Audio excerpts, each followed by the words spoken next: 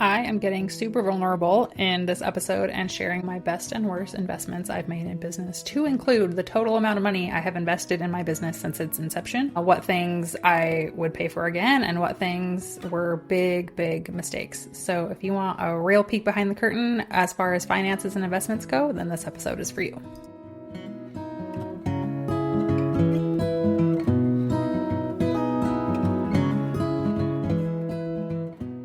Welcome to the Six Figure Brand Podcast, where each week we're pulling back the curtain on what it really takes to build a six-figure business as an online service provider. I'm your host, Morgan. I'm a branding expert, online agency owner, mom of two, and military spouse, and I'm obsessed with helping entrepreneurs like you understand the ins and outs of branding so that you can use it to grow your business without sacrificing your sanity. Whether you're just starting out or focused on scaling, we're diving into everything you need to build a profitable and sustainable online business. Let's get to it.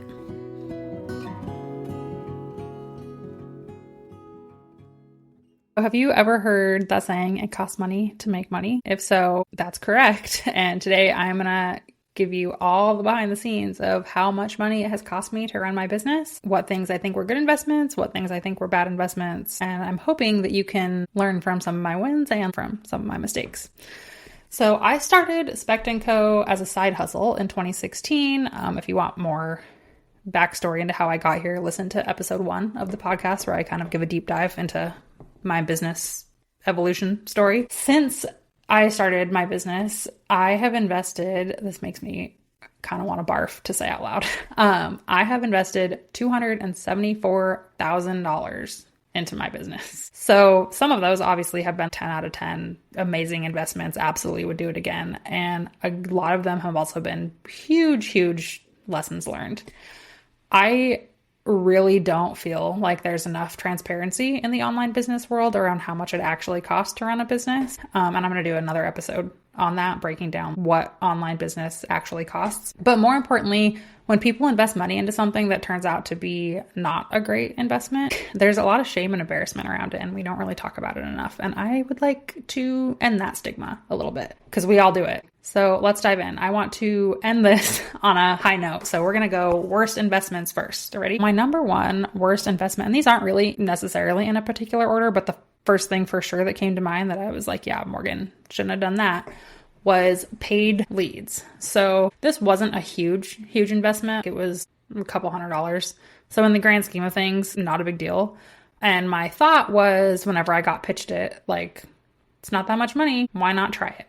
So I did, and it was entirely useless. I didn't book a single client from it. When I went through some of the leads that this lead gen agency had sent over, it was pretty blatantly obvious that they hadn't really spent the time to review the ideal client information I gave them, and that they were just looking at it more as a numbers game. So, okay, if I send her 1,000 leads, some of them will probably be good fits. And the numbers game is just not how I want to run my business. I don't want to say, okay, well, I need to put 10,000 people through the top of my funnel in order to get 5 clients. I know that works well for some people, but it's just not in alignment with how I want to spend my time, most importantly, and how I want to build my business and find clients. So paid leads, would not recommend, at least not for a service-based business. If you're selling products, that might be different, but I am no expert in e-commerce. So second one is paid networking groups, which is kind of interesting because I can guarantee that at least a couple of you listening to this are people who I've met in paid networking groups. I have been, over the last probably 6 or 8 years, in a lot of both free and paid groups. And for whatever reason, it seems to me that the free ones tend to be more fruitful.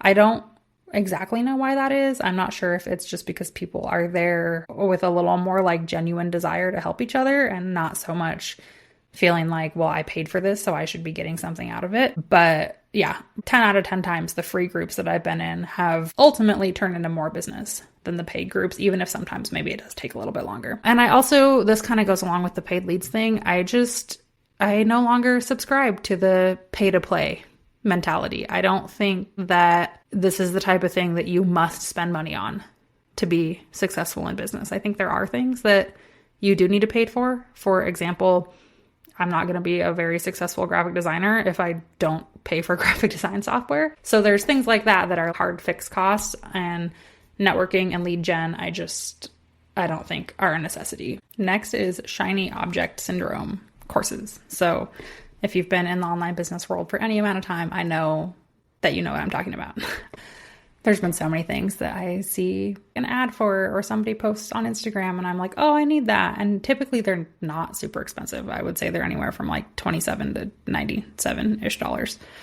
And I buy them and then I either don't finish them or I don't start them, or it's a small fix to a big problem. So if you know that saying, trying to put a Band-Aid over a bullet hole, I am buying a course on Pinterest marketing when really my issue is that my funnels need to be fixed and revamped and like built up more. And it's not that I'm not getting clients from Pinterest, right?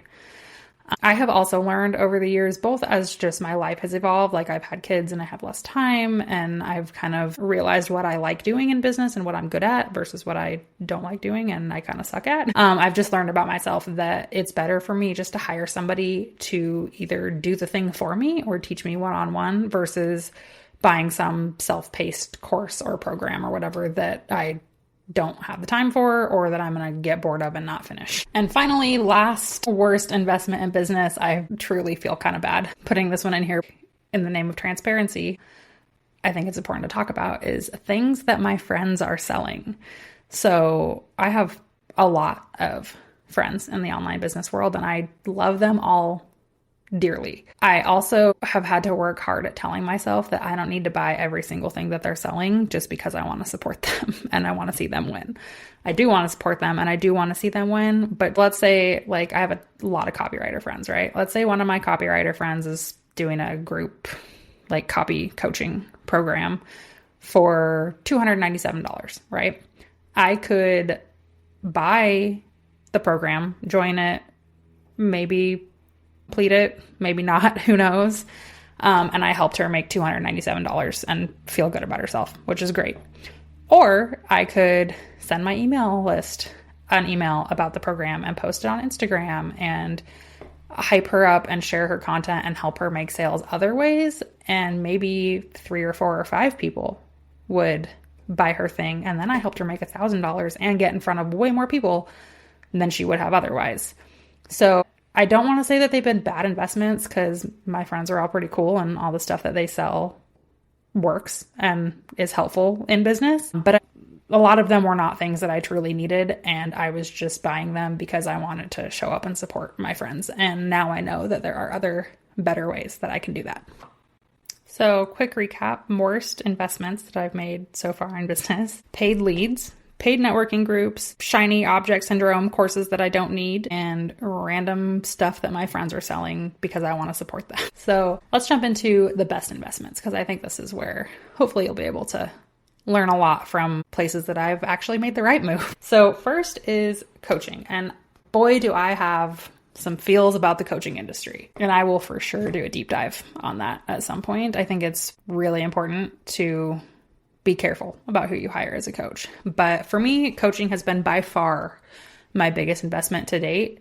And I say it's the best one I've made because I can guarantee you there's absolutely no way that I would have ever taken my business full time without it. I would have probably still been working a 9-to-5 and had a freelancing side gig for my entire life that I might have just burnt out on and quit eventually when life got too busy. It has also helped me to really work on my mindset and shift kind of the way that I see myself as a business owner and just how I'm showing up for myself and my clients. And so that has been way more of a value than I could have ever anticipated. So I mentioned that you need to be careful about who you hire when you hire a coach. So I want to talk for a second about just being discerning when you are looking for a business coach. Like I said, huge, huge, huge value, but there's also kind of shady ones out there. One of the things I like to look at is, have they done the thing that you want to do? So I have a big problem with this coaches coaching coaches to coach other coaches kind of cycle. If somebody's only business that they've ever had is a coaching business, I don't want to say it's a red flag, but that's an indication to me that I need to look a little deeper to see if they're truly going to be able to help me accomplish what I'm looking to accomplish. But on the whole, I would say that mentorship is invaluable in life and in business. And it's worth it to pay for accountability and for someone to help you think bigger and reflect things back to you and also to learn from their history. So 10 out of 10 would highly recommend investing in coaching. Like I said, it's been by far my biggest investment, and I 100% would make that investment 10 times over. So my next best investment that I've ever made in business is team support. If you listened to episode 1, which is my story deep dive, I talked about how in 2019, I really had a big burnout moment where my business just grew faster than I was ready for.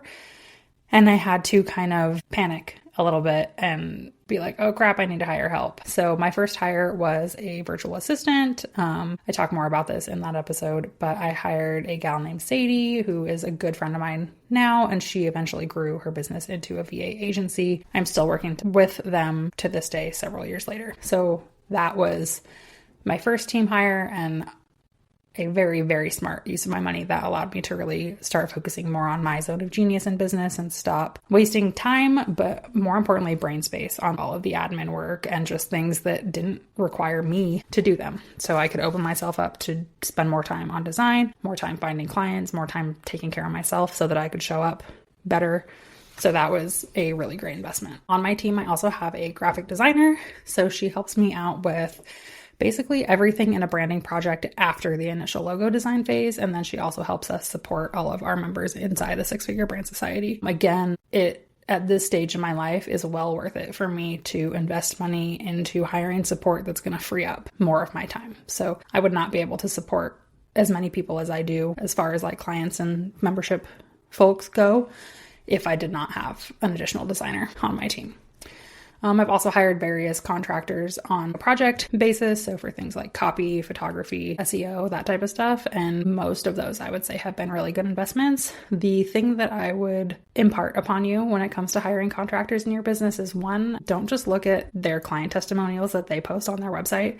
If you can, I like to find these people through referrals so that I actually know someone who has worked with them and had a good experience, because it's really easy for somebody to only put the good stuff on their website. But whenever you're like, hey, you know, my friend Megan said that so-and-so was great for Pinterest strategy, that makes me feel a little bit better. So like I mentioned, I just have such little time right now. I have 2 kids under 2. My husband's in the military, so he's gone a lot, and we are like in the throes of life. So if investing in team means that I make a little bit less money, but it also makes me not want to burn my business down and be able to show up better for my clients, then I would make that investment.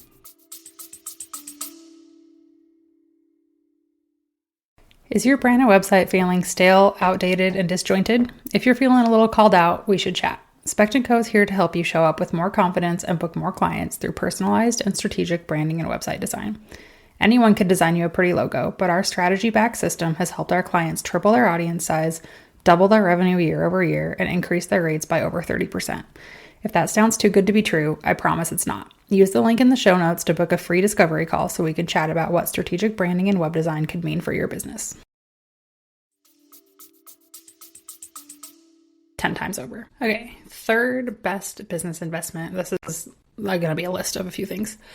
But is any software that I'm paying for that makes doing business easier and more efficient. So at the beginning of my business journey, I had this mentality of like, I need to spend as little money as possible, which at the time I did because I didn't have a lot of money coming in. So I had to get pretty scrappy. But as you grow, like I mentioned in that last point about team, your time becomes really valuable. It does make sense to pay for software that makes something take a third of the time that it would take to do it manually, or software that helps your email marketing system integrate more seamlessly with the other systems you're using so that you're not wasting time trying to piecemeal all these things together. So this is a non-comprehensive list of all of the software that I pay for in my business that you will have to pry from my cold dead hands. I'm never giving these up no matter what. First one is Squarespace. That's where I host my website. That also includes Acuity, which I use for scheduling all of my calls with clients, discovery calls, onboarding, offboarding, you name it. Secondly is Kajabi. So Kajabi is also a website platform, and my agency builds sites in both Squarespace and Kajabi. It might seem kind of odd to have a website in Squarespace, and then I use Kajabi for my Six Figure Brand Society membership, but it's actually fairly common. The reason why I do that is just because I have had my site on Squarespace for years before I started the membership. knew I wanted to use Kajabi for the membership, but at this point, I just don't have an interest in transferring my site over from Squarespace to Kajabi. And I actually do have a few clients who are set up that way also. Eventually, I will likely also get into some sort of digital product type stuff. And so I will use Kajabi for that also. Next, we have my design software. So we use Adobe Creative Cloud and Canva both. I pay for the Canva Pro membership. Highly, highly recommend. It's $10 a month, I think. There was some hubbub around the internet about them increasing their prices, but I think some of that got rolled back. So I would say it's well worth it to invest in. And then obviously, since I'm designing logos and that type of stuff, more higher level design work, then I need Adobe Creative Cloud. So that's like $60 a month, I think, that I pay for. But if you're not a designer, you don't need it. Next is Dubsado. So Dubsado, I just learned, has only been in business like 9 years, which is crazy to me. And I've been using them for 8 of that. So Dubsado is a CRM. So we manage all of our client stuff in there. So that's going to be onboarding documents, contracts, invoices. I send client drafts of design stuff through there with a little form where they can provide feedback. That's super useful. It makes things so easy for me and my team to collaborate on. And I get so many compliments on just how polished and professional and easy to use all of that stuff is. So in other episodes, you're going to hear me talk about client experience, and Dubsado is for sure one of my keys to creating a super polished and elevated client experience. Next is going to be G Suite. So one of my big pet peeves is when somebody is like an established business owner and they're still using an @Gmail email address. It is, I believe, $12 a month to get a branded email address. So for my business, I have Morgan @Specht & Co. And then my VA also has hello @Specht & Co. It's cheap and it just makes things feel a lot more professional and polished and legit, for lack of a better word. So highly recommend. You also with that get access to Google Docs and Google Drive and Sheets and all kinds of other stuff, which I use every single day in my business. Next is Tailwind. So that is a Pinterest scheduling software. You can schedule for all social media platforms. I use it for Pinterest. I've used on and off throughout the years. This year, I'm really trying to crack the code on Pinterest marketing. So I might talk more about that at some point. But Tailwind makes it so much easier. At some point, I could see myself canceling that subscription if I decide that Pinterest marketing isn't for me. I don't think it's worth it to pay for if you're going to use it just for Instagram or Facebook or something, but they are definitely the best option when it comes to Pinterest scheduling and strategy and just like making all of that really seamless. So that's a newer one for me, and I've been using it and really enjoying and appreciating it. And finally, this is kind of a weird one. It's not really a business software, but I pay for the premium Spotify subscription because I don't want to get interrupted by ads when I'm in the zone working and rocking out to some music. So there's some other benefits, but that's like $10 a month. And at first I was like, this is a dumb thing to pay for. But now I think I've had it for a year or two, and 10 out of 10 would recommend. It's totally worth it. We spend $10 a month on things that are way more useless than Spotify. All right, that brings us to number 4, which this is a really fun one to kind of end on, actually. I love spending money on client gifts. So I mentioned this earlier, but client experience is one place that I take a lot of pride, and I think that my business really shines, and that's because I put a lot of time and effort and thought and money into making this a great experience. One of the ways that I do that is by sending my clients a gift at the end of our time working together. It's an easy way to stand out, obviously, but I want to be really clear that this is not about buying people's favor, right? I'm not saying, oh, I'm going to send them a $100 bottle of wine and then they're going to love me and recommend me to all their friends. That's not what it is. It's about making them genuinely feel loved and cared for and like you give a crap about them. So I do this in a few ways. At the end of a branding project, I typically will send like a coffee mug or a notebook or something that I know they're going to use every day with their logo on it for 2 reasons. One, to just kind of hype them up and be like, I'm so stoked for you.